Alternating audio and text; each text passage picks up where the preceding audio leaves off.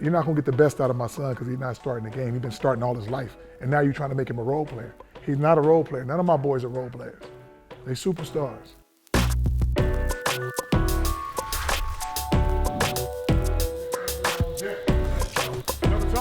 Make it easy. Make it easy. What's your name, Tom? Terry. George, okay. LaVar Ball, thank you for joining us. Appreciate you coming down here, taking the opportunity. You being around here, what makes you more comfortable about putting Melo down here? You know, considering everything that you've experienced. What makes me comfortable, as long as my son's looking comfortable to me. If I see he kind of uptight and don't want to be here, then now it's a little different. But the way he's acting, the things that he's doing, I feel he's in a good spot. So it's good. The people must be very nice out here to him, because I know they're nice to me. So I think the same thing is going through him. So everything that he's told you on the phone or whatever like that, you know, what's he told you about being down here, and how's his experience been? He hasn't told me anything about being down here, on the fact that we're not like that. I don't call my son or be like, hey, how you doing? Are the people being nice to you? I'm not sensitive like that. If something is wrong, he'll tell me. If nothing is wrong, there was no news. Just playing basketball and doing what he's supposed to do. So this is where it's different from your other two sons, where you've always had your hands on a lot of their careers. This has been a bit different, right? No, it ain't different. You don't think so? No, here it is. I consider myself the luckiest guy in the world. What I mean by that, I found a guy who has the same type of thinking aspirations that I have, and has the same insight of my son that I have, which is Jermaine Jackson. He thinks my son to be the best in the world. He know he's something special. He don't worry about the money, but he's in it for my sons. He's doing what's best for my son. And to find somebody like that will leave his family to come deal with my boy 24/7, you can't get that. I had to go all the way to Ohio, Cleveland, Ashtabula to find this guy. I don't know how we met up, but it's crazy how we met. And Melo played for him for 1 year, Aspire, and they created this relationship that's amazing. It's kind of like he treats him like his son. Yeah, so Jermaine being down here and you being sort of out of the picture a little bit. But see, I'm not even out of the picture on the fact that Jermaine is my guy. I've been knowing him for a while, but he does everything for me, so we communicate. So it's not like, I have my other son, Jello, who just had surgery. He's getting ready to get in the league. Lonzo is making a different thing going over there to New Orleans. I'm dealing with the big baller brand with a new relaunch. So it's a lot of things going on. The show's getting more popular. It's a lot of things where I can't be in one spot like I was before. Time goes on. But I got a guy who I trust in Jermaine that allows me to be very comfortable sitting here talking to you and feeling good that Melo's out here. I'm not gonna leave him by himself. But this guy is just like me being there, so it's good. So I know you have a person there, but you know, you've been out of the picture, right? The perception is that Jermaine handles a lot of what Melo does. Everybody, that's what the media got to say, I'm out the picture. I'm never gonna be out the picture, that's my son. So that's the thing though. So when I speak with NBA people, for example, right. They say that you being out of the picture, at least the perception of that. Well, they have to create their narrative. But this is legitimately what they're saying, that this is helping. That's what I said, they have to create a narrative. But this is helping Melo's stock. Melo's stock, you know what's helping Melo's stock? Tell me. Let's say, the way he plays, and you guys get to see that. I had a league called the JBA. We traveled all around the world, 14 different countries, playing against grown men and #1 teams like this, and beating every one of them. And Melo's having triple doubles like they're going out of style. But they say, oh no, it don't count. They're not playing against nobody. Why? Because it's my league. So he get out here and start doing that, and you guys are like, oh my God, 2 back-to-back triple doubles. That's what I expect out of every game. If you let him play the whole game and let him do what he does.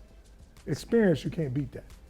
So tell me, what do you make of the standard of play in the NBL and the coaching, and you know how your sons kind of fit into all of that? My son fits into it now on the fact that whenever you have if you have a coach that really believes in you and let you do what you do and think that you can win games for him and very successful, that's what's happening now. Now, when you had Aaron Brooks here, some other guys, nobody thinks a kid 18 can come over here and be that special. And it took some time for that coach to be like, you know what? Gotta let this guy go. He's something different. You know, his work ethic is 10 times better than everybody else's on the fact that I've created that from day one. Because you can't get to this level and be that type of guy. It's so amazing to you guys to be like, he's only 18 every time you do a move. He's 18, but he's been playing basketball for a long time. He's been around the world playing against grown people already, so this is nothing new to him where it's like, oh, I'm fresh out of high school and this is the first time I'm playing against somebody that's 25 or 28. So this is nothing new for Melo. He's just going to keep getting better and better every day. Because I told him this, not how much money you make, but if you want to be the best in the world, the best ever, you got a lot of work ahead of you. Okay, so we're going to talk about best ever. Yes. You've had your talk about Michael Jordan. You said Lonzo could be the best ever because you said someone's got to pass Mike, right? That's what I always told my boys. For sure. At this point, do you think that Melo is better than Lonzo was at this age and Melo has that potential? Definitely Melo's better than Lonzo was at this age, on the fact that the people that Melo were playing against at 16 was not the same people Lonzo was playing against at 16, 17. I took them guys, I took Melo out of high school. So you're not studying chemistry tests and social studies and all that. You're practicing 24/7. All you're doing is working on basketball. And then I take you around the world in my JBA. And then even in my JBA in the summer, every kid on the team had already graduated. So you're not playing no regular high school guys. Where Jello and Zoe played the high school route. That's why Melo is so much better, because he got so much more experience. Because I learned, I said, whoa, this is better. This is a better road right here if we do this. And so that's why he's prepared to come over here and be successful playing against grown men. He's already did that. So at this point in LaMelo's NBL career, right, what is the thing that stands out most to you as far as the skill that he excels most at? What stands out the most, I've seen him at his best. So however a coach really believes in my son, that's when the whole world's going to get to see it from a different eye, like, wow, Melo's, I've been watching him play like this, so nothing surprises me. He wouldn't be that special, or none of my boys would be special. If they ever all get on the same team, you guys will see something out that's amazing. On the fact, the last time my three boys were together, they was babies, and they went undefeated in high school with all these grown so-called teenagers. My boys were just babies. So I want to see all three of them together as grown men. That's going to be a sight to see. They'll play the speed of the game that you have never seen before. So Melo is in the frame to be that number one pick, that number one overall. He's going to be the number one pick. So there are four guys who are probably in there. You can have 10 guys, and they all good. But when you come down to this is entertainment. This is entertainment. The bottom line is it's entertainment. Usually going to take the most popular guy, and you're going to take the best guard. Melo's both of them. But if a team needs a big, James Wiseman just dropped out of Memphis today. Right. You know, if a team needs a big, he's super athletic, he's really talented. Okay. You have that. If they need a wing, Anthony Edwards is there. Cole Anthony's another guard who I think could go toe-to-toe with Melo. And I'm going to tell you, go toe-to-toe with a one-on-one, you can do what you want. But ain't none of them known like Melo. You got to put, I'm going to tell you what, if you're an owner and you get a guy, he better put somebody in them seats. Now, you look at the big picture, which comes down to that money thing. Nobody's like Melo. He worldwide. They know you go anywhere. You can go to Moscow, Germany, Shanghai. He been all those places. And you say Melo? Go over there and say any of those other guys, see if they respond. That's why there's a difference. Melo goes to every place and sells it out, breaking attendance records left and right. It ain't by accident. There's something special about this kid. And you guys, I've been knowing it since he's been a baby. And so now you guys are getting to see it. And the proof is in the pudding. I don't see no team that has a chance to get Melo to say, you know what? We got a young, up-and-coming star that's talented as heck that can do something special for us. I'm going to put all my marbles in for this guy. And he put people in the seats, I'm getting him first, even if I trade for Wiseman and 10 other guys. So I was at that Sydney game, right? Yes. The one that broke the NBL record. Exactly. Most ever at an NBL game, right? Yes. LaMelo does have his deficiencies, right? He's Melo yes. Defensively, he's not there yet. He's shooting the ball. He's struggling a lot, right? How you call that struggling? It's just playing basketball. Just when you want to fine tune on things, that's fine. When shooting less than 40% from the field. You can shoot 10% from the field, but if you keep making the game winner, who cares? I mean, I got to say though that he's shooting 25% from downtown. They're 3-11. They're not winning. Let me ask you a question. Go on. Would you want a guy who shoots 60%? 60% from the field all the time? Or would you want a guy who shoots 10%, he keeps making the game winner? Which one you want? I'm asking you. Talk to me. I mean, which one would you want? I mean, are we assuming this dude's shooting 60% don't win? 60% and you're not winning, but you're shooting six out of 10 every game. You're doing good. I mean, but you got this one guy who's shooting 10%, but every time the last game, everybody on their feet like, ooh, that 10% it might go in. Tell me which guy you want. I mean, I want the winner. Exactly. But the Hawks are 3-11. That's all it is. The Hawks are 3-11 is all I'm saying. Okay, but who's the most watched team out of the NBL? Probably the Hawks. I rest my case.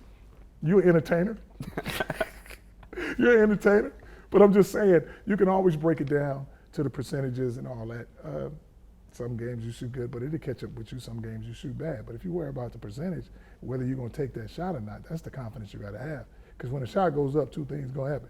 Either you're going to be the zero or the hero. And if you know how to handle that, you're fine.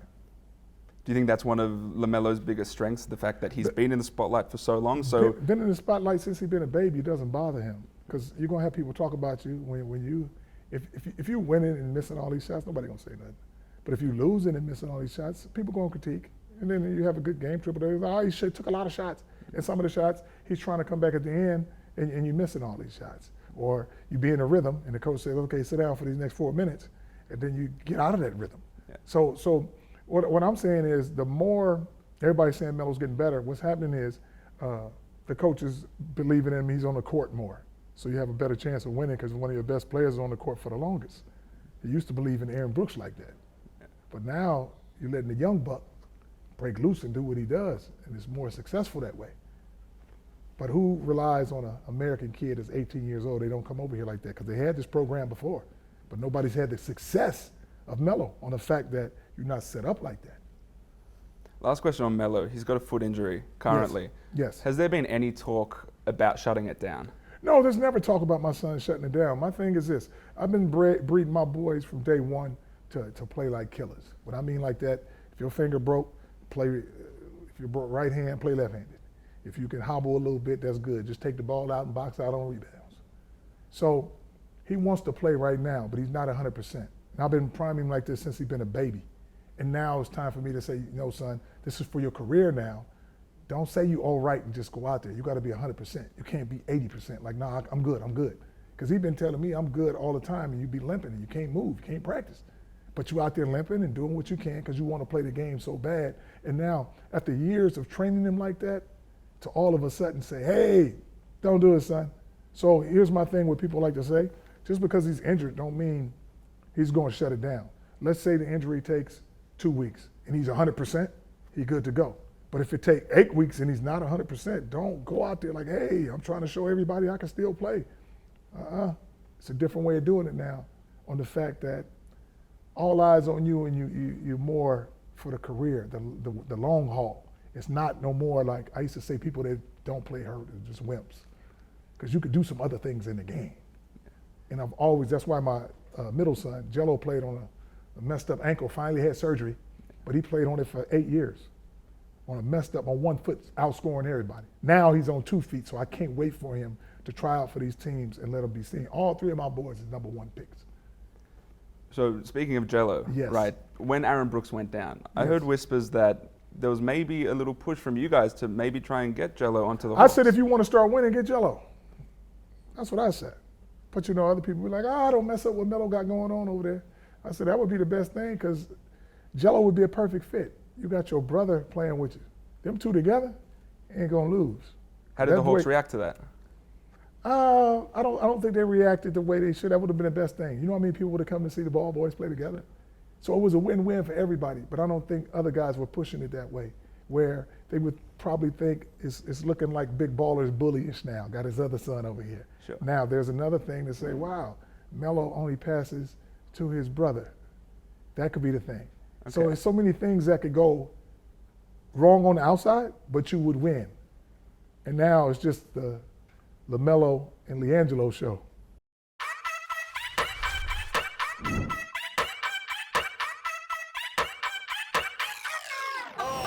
Let's talk about the Big Baller brand. Yes.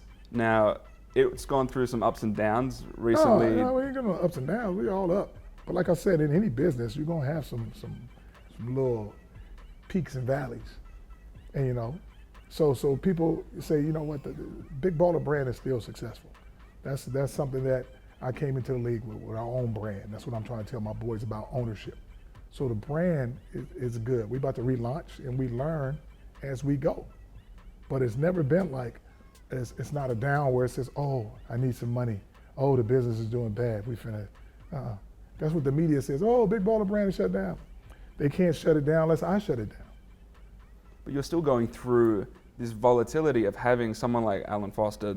Alan Foster, what are you going to do? Everything that he's done is been false, it's fake. It's just like the documents that's been signed. They're going to find out that he forged a lot of stuff.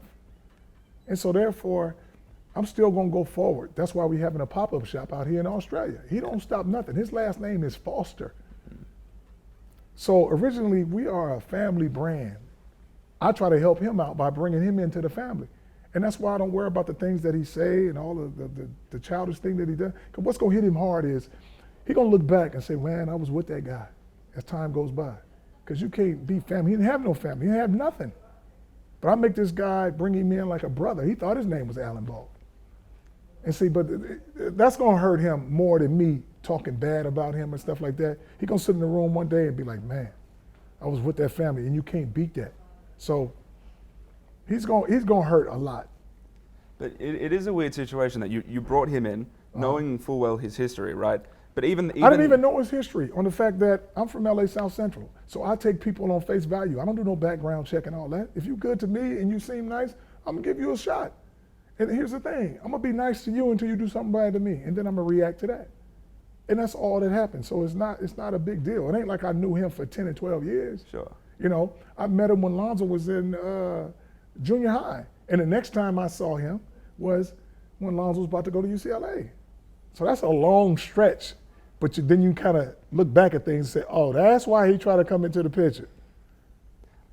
So, I mean, and it's something we're seeing now. You know, I went to the original Big Baller Brand website. Right. You click on that logo, where does it take you? Alan Foster Takes website. you Alan Foster, yeah. And if you click on shop, he's selling a pair of Jello shoes for $1,200. Yeah. He's selling Mellows as well. How does it, do you feel guilty at all? Guilty of what? The fact that you allowed this guy into your kids' lives. I don't feel guilty at all. He's trying to profit off I don't feel guilty at all. You can profit of so much stuff he didn't took or whatever. Okay, we relaunching. We're going to have a new site.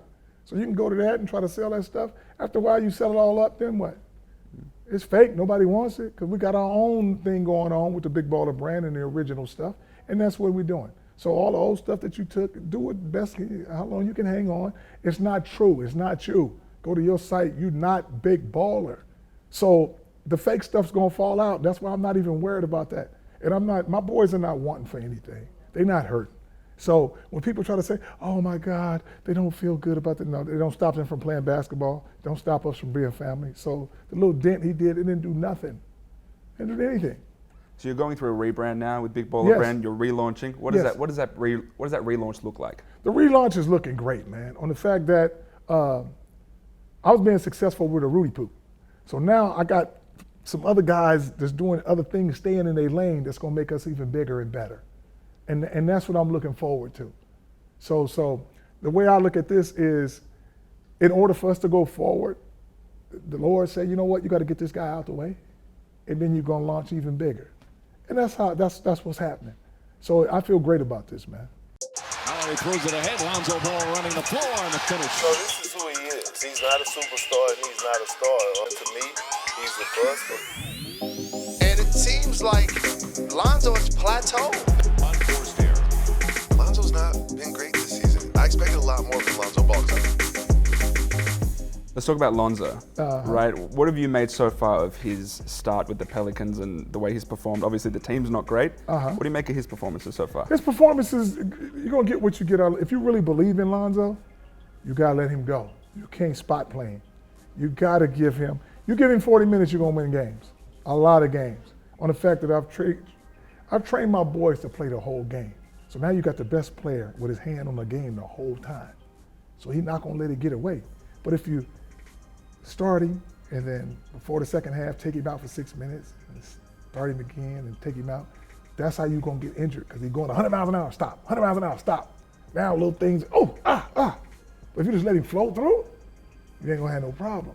And then at the end of the game, it shows that you don't have any faith in him when you don't let him finish the game.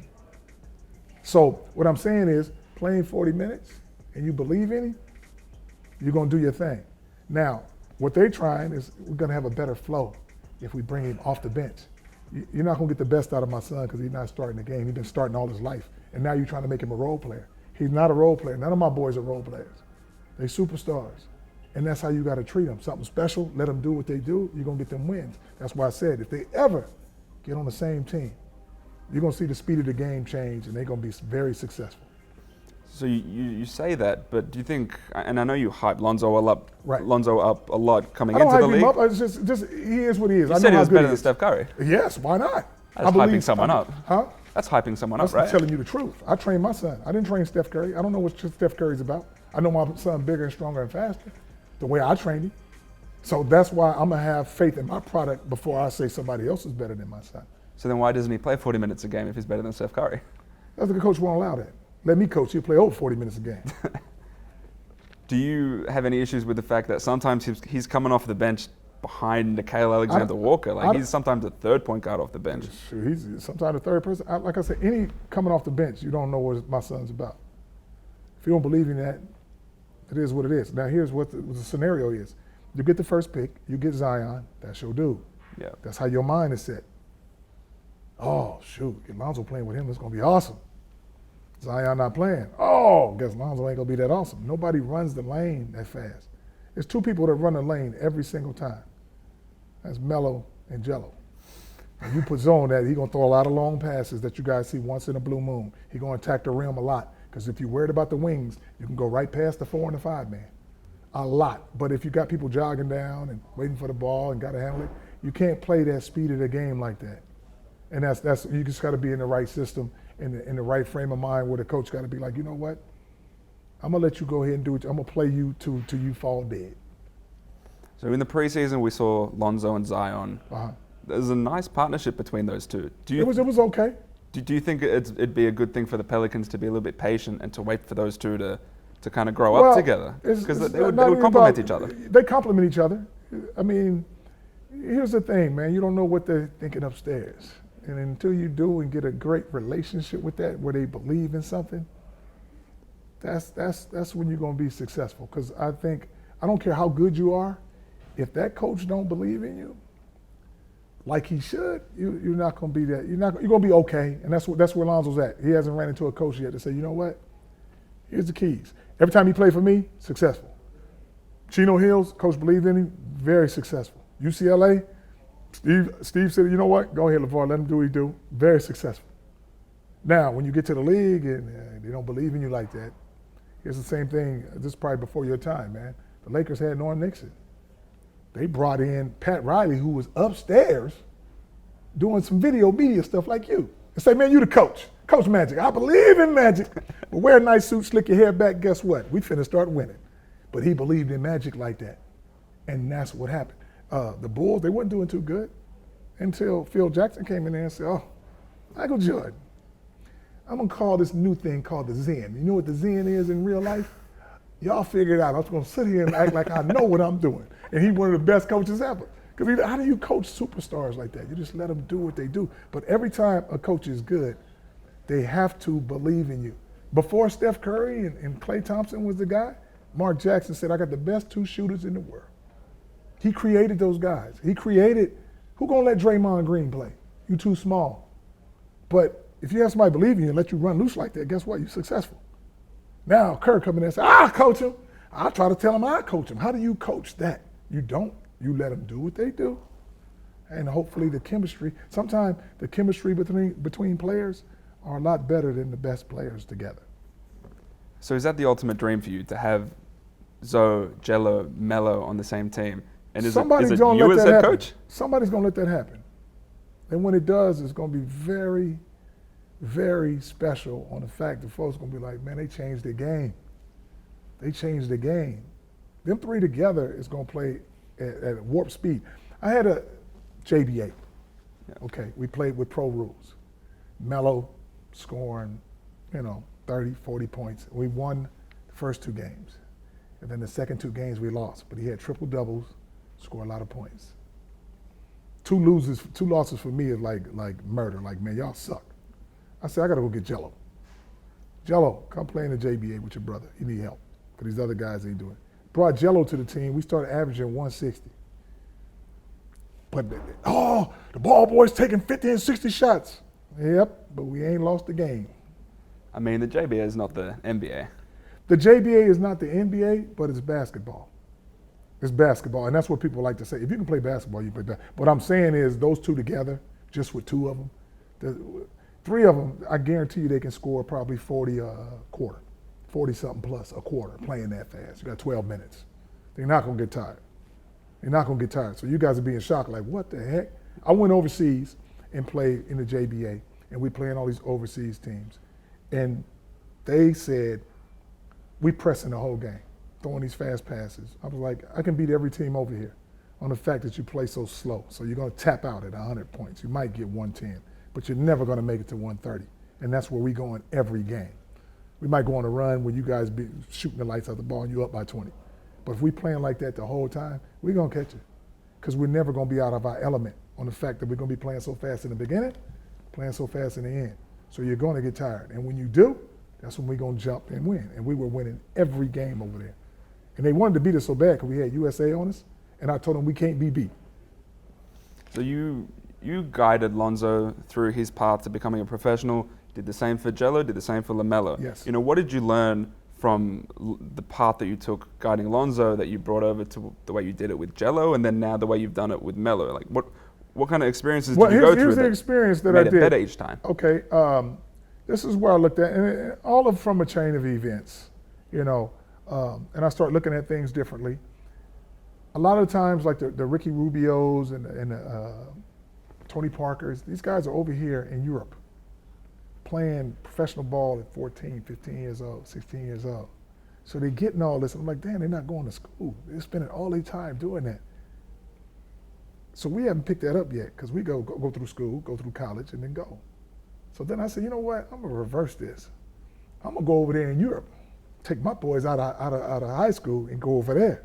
Now they practicing 24/7 just basketball, basketball, basketball. So you're going to get way better like Jello and Melo got playing against grown men over in Europe as opposed to going the high school route and playing these little players that's only in high school.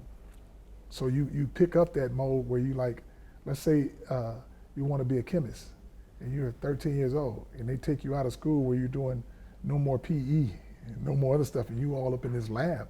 You're going to become the best chemist in the world. They ain't going to say nothing about that.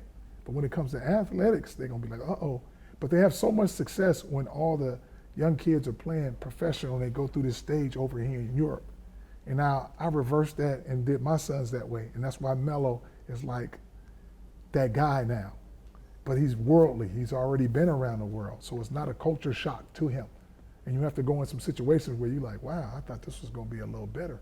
It's a little dire. But if you're the superstar in high school and then you come over here and you're coming off the bench or you don't have your friends talking to you and going to the movies, can you still perform at that high level? And sometimes you have to wait your turn because they're going to keep saying, we're teaching you how to have a professional attitude. What is a professional attitude? So we saw a lot of that, the fact that LaMelo's been a professional. He went to a Foot Locker not long ago. Yes. Right? The crowds were crazy. Yes. They were wild. But it's the sort We've of already thing. had those crowds in the Big Baller brand. That's why he's For sure. nothing new. But it's a lot to take in for an 18-year-old. Why? It's a lot to take in for the 18-year-old off the street that ain't nobody. But if you've already been doing this and you've already been in the limelight, what is it to you? It's normal. But it is the sort of thing where he can't have, you know, what a lot of people would consider a normal life. He can't. He does it's have a hard to normal develop life to normal him. relationships. Okay, what normal relationship do you want him to have? I mean, just any time where you would encounter anyone and just assume that this person likes you for you, not because of what you are. Well, that's right? normal. That's normal. It's totally normal. But do you have any, not regrets, but do you feel a little bit sorry for Melo that he didn't have I don't feel sorry for Melo at all. Let me the ask you perfect this. childhood? He had the perfect childhood. Melo's had the perfect childhood. What do you call not the perfect childhood? Okay, let me ask you this. Do you consider his childhood not being loved by his family, being around your brothers all the time, being well taken care of? You can have anything you want, and you're playing something that you have a passion for life. Where's the not perfect life for that? Where is it like you like? What do you need him to go to a party? And guess what? You have enough family, you can make your own party. Yeah. And here's the thing like that. You never know how people are going to treat you left and right, but you want to come out with the right attitude where everybody treats you right. But you got to understand, in the long run, you really don't know people like that. As you can tell in the situation that I brought in Alan as a friend and family, and if that guy can get close and turn like that, anybody can. So you just have to go with that though. So as long as you're true to yourself and don't let people guide you in doing things that you don't want to do, he's had the perfect childhood. The perfect childhood. Why? He's not introverted. He's not like, one of the things the media likes to say is, well, he's over there in Australia, he's not with his dad, he doesn't want all the cameras around him. No, he loves all the cameras around him. He wants all the attention. He's always been like that. And when you entertainment, don't be this good at basketball and don't be getting your teeth fixed so you can smile and all that and let your hair all down and come with a different fashion. If you don't want nobody looking at you, just be boring, just what you are and go like that. But the media likes to say, it's too much drama, too much stuff around him. No, there's too much stuff around you when you start doing silly things.